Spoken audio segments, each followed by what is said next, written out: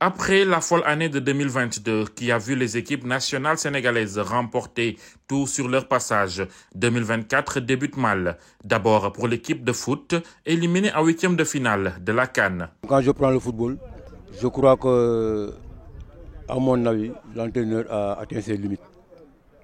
Moi, je l'avais dit au lendemain du sacre du Sénégal. Aliou Cissé a fait au moins 5 ans avec le Sénégal. Il a fait 2 Coupes du Monde. Il a fait 2 finales de Coupe d'Afrique. Je crois bien que c'est l'euphorie que la population avait autour de l'équipe. Nous avons tendance à ne plus travailler correctement ou peut-être il y a des manquements au niveau de l'organisation, au niveau de l'entourage des équipes. Depuis un certain moment, le sport n'arrive pas à être sur la première marche du podium. Et le sport en général, je veux parler du football et du basket et même le beach soccer. Donc cela est dû à des problèmes, je ne dirais pas des problèmes, mais à une rencontre qu'on doit revoir. Sur le plan de l'organisation, on a une très bonne organisation, on a une très bonne équipe, mais vraiment sur l'aspect technique, c'est là où on a failli. Donc on doit, à mon avis, atteindre ses limites.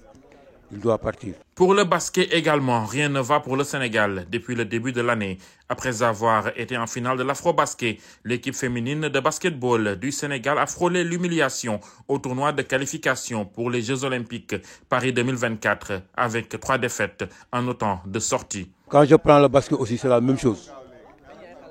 Au niveau du basket, on doit renouveler l'effectif. On a une équipe un peu vieillissante au niveau du basket. Maintenant, par rapport aux entraîneurs aussi, il y a beaucoup de changements au niveau des entraîneurs. Donc là aussi, ça pose problème. Le basket, je crois que le basket, je suis en train de suivre le basket, mais pas totalement. Mais à chaque fois, nous sommes calés à un certain niveau concernant le basket. Donc je crois qu'il faut prendre les hommes qu'il faut et les mettre à la place qu'il faut. Maintenant, avoir d'abord un esprit d'équipe, toute une nation derrière l'équipe, de la base au sommet. Mettre les moyens qu'il faut, prendre les gens qu'il faut à la place qu'il faut. Et surtout, le potentiel humain, c'est-à-dire le talent d'abord, la passion, puis l'endurance et le professionnalisme. Pour renouer avec les victoires, les spécialistes du sport suggèrent la construction de plus d'infrastructures, une formation dès le bas âge, mais aussi une sélection basée seulement sur le mérite. Il faut qu'on ait dans le sport sénégalais des infrastructures. Les infrastructures manquent dans le football. Dans l'handball, il y a des problèmes d'infrastructures. On n'a pas de stade. Pour l'handball, on n'a pas de stade. Pour le basket, on n'a pas de stade.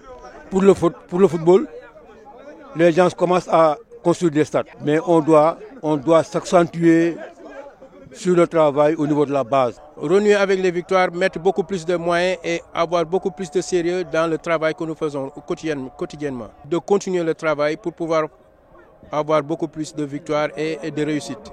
Il faut partir de la base, voir pourquoi on arrivait à gagner. Quel a été le but, quel a été le fondement. Et pourquoi maintenant ces genres de résultats. Donc revoir la formation, améliorer les centres de formation et éviter l'amitié, les relations et mettre en exergue le professionnalisme.